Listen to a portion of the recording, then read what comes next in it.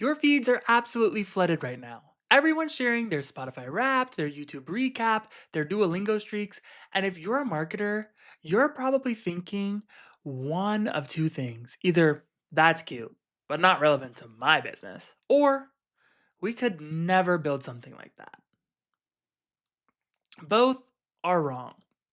I'm Caleb, the lifecycle marketer at Ecamm, and today I'm breaking down exactly why Spotify Wrapped works so well, and more importantly, 3 ways that you can use this exact format this week without a team of engineers or a massive budget. So, why does Wrapped work? Why do millions of people eagerly wait for it, screenshot it, and share it everywhere? 3 psychological principles. First, identity and self expression. When Spotify tells you that you're in the top 1% of listeners for a particular artist, be it Taylor Swift or Morgan Wallen, that's not just a stat.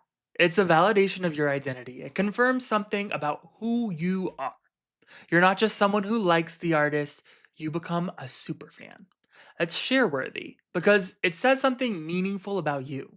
The progress principle. Research on motivation shows that visible progress triggers powerful psychological rewards. Teresa Amabile at Harvard calls this the progress principle. The idea that seeing forward movement, even in small increments, fuels continued effort. Wrapped visualizes progress in a way that makes invisible habits visible.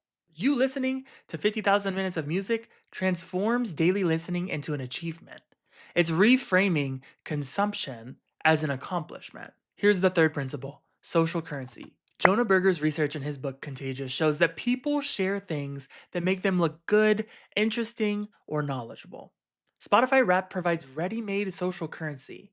Your music taste becomes a conversation starter, your stats become a humble brag, and overall, it's designed to be shared with your friends.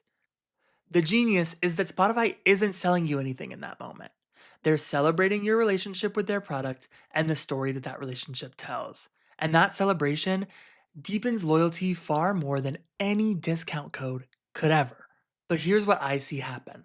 Most businesses look at things like Spotify Wrapped and think, well, that's Spotify. They have data scientists and designers and millions of dollars in their budget. Or, I work in email. My data's not that sexy. Why would anyone look at an email Wrapped? We're a B2B SaaS tool. Nobody wants to share how many invoices they sent this year. But here's the thing: it's not about the data being inherently exciting, it's about what story the data is actually telling about your customers. 52 weekly newsletters isn't just a number, it's a year of showing up consistently for your audience. 4.4 million YouTube impressions isn't just your reach that year, it's impact at scale, helping creators succeed. The question isn't, is our data sexy? The question is, what story does this data tell about my customer? But Caleb, I need engineering resources. Wrong. Wrong. I'm going to show you 3 ways to do this that require nothing more than the tools you already have. Option number 1 is going to be the manual email, the dreaded manual email. This is the lowest tech version, and honestly, probably the most powerful because it's a lot of personal touch. Here's what I want you to do. Step 1: you're going to pull 3 to 5 meaningful metrics from your existing data. You already have this data if you're a SaaS tool, okay? So don't give me any excuses yet. So if you were a SaaS tool, highlight features they use the most: time saved or productivity gained. You want to highlight growth metrics. Maybe it's revenue, customers, content created. All of these things are important. You could even highlight other milestones. Or if you're a service business, think about things like projects completed, results delivered, hours of support provided. Next, you're going to write a short personalized email. Here's what I would say: hey there, we're looking back at 2025 and want to share what stood out about your year with us. With us this year, you've created 47 pieces of content. That's almost one per week. Your audience grew 230%, and you're saved an estimated 156 hours using insert feature name here. These aren't just numbers, they represent your commitment to showing up for your audience. And we're honored to be a part of that journey with you. Here's to an even bigger 2026. Signed, Caleb. Or your name. I'm happy to say it. Next step, send it to your top customers or most engaged users. You don't need to send this to everyone. Just start with 25, 50% of your best customers. And honestly, if you send it to your worst customers, that personal touch might actually matter more than the scale of how many people you reach. Here's a real example that you could use. A project management tool could reach out to customers and let them know how many projects they've completed this year, or how many hours they've saved in meetings using their tool. That's not just data. That's a personal thank you card featuring proof of their team's productivity and efficiency. And the best part is this: it weaves your business into their success narrative.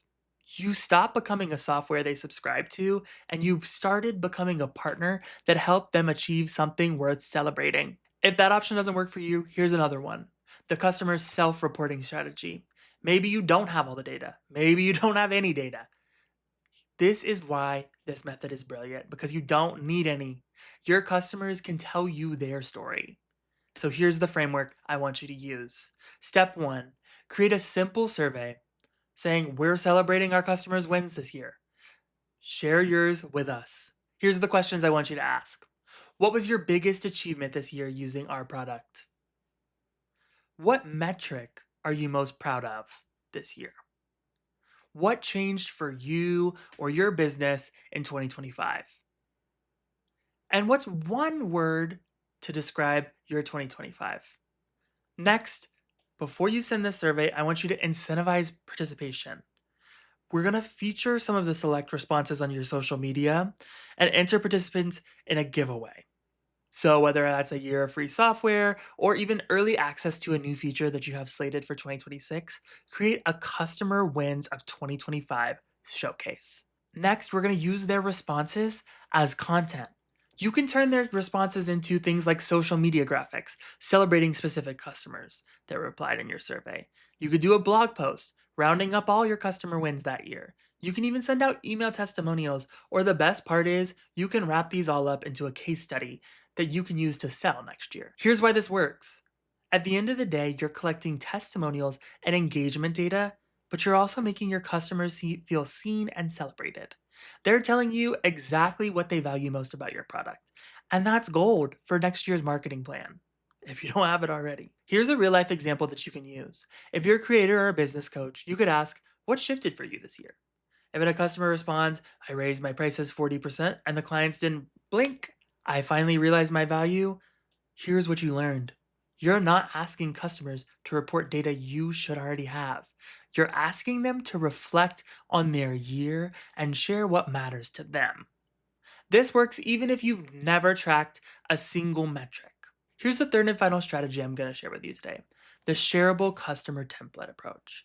This is the easiest approach I've shared today, and it creates user generated content at scale. So here's what you're going to do: you're going to create a fillable template for your customers. I want you to design a simple carousel template or use a tool like Canva and fill it with prompts that ask them questions about their industry. So the first slide will say something like 2025 in their industry. And the second slide will say, this year I did blank at this number. Slide 3 could say my proudest moment, and then put in an example for them. 2026 goal that they want to share. And then you'll say, this is powered by your brand. You're going to make it dead simple to use and provide the Canva link in the email to them. Include instructions, show some examples, do it for your own brand, and then ask them to tag you when they share on their social medias. So obviously we're going to encourage them to share these templates, right? So you're going to send them an email. It could sound something a little bit like this: hey there, how's it going? I just wanted to let you know I built something for you. It's a simple template to showcase your wins from 2025. I want you to fill it out, share it, and tag us on social. We'll be sharing customer wins all week long. Here's why this works: you're providing value and helping them create content they can share on social. They're automatically promoting your brand organically. You're getting authentic user generated content that you might be able to use next year. And it's positioning your tool as part of their success story. Here's a real example of what a content scheduling tool could create with a template, including some prompts like, I posted X amount on social media in 2025. My audience grew by this much. My most engaged post was this post, and then you put the post in. My 2026 content goal is this. Each customer who fills that out and shares it is basically a testimonial showing that they are using your tool successfully. So, which option should you choose? I would go with option one if you have great data and a smaller, high value customer base. That's where personal touch really shines and wins. I would recommend you go with option two if you're looking for testimonials and market research disguised as engagement. This is the option where you're going to learn and celebrate. Finally, I go with option number three if you want scale and user generated content. That option is empowering customers to tell and share their story with your tool. But honestly, do all three this month. Maybe even include January. The real insight is this: Spotify Wrapped only works because it celebrates the relationship and not the transaction that it has with customers. It makes customers the hero of their own story. I want you to take the tools you already have and celebrate your customer and make them the hero of their story this week. I've put together templates and examples for all three approaches in the article linked below. You can grab them and customize them for your business and let me know which approach you try and which approach works best. I want to hear from you. Thank you again so much for watching. I've been Caleb, and I hope that I'm helping you make marketing a little more fun. If you haven't already, like this video, like this post, let me know that you enjoy this content if you do enjoy it. If you have anything to add, please leave it in the comments below wherever you're watching. I appreciate you so much, and I hope that you get to make your own version of Spotify Wrapped shine for your company and for your customers.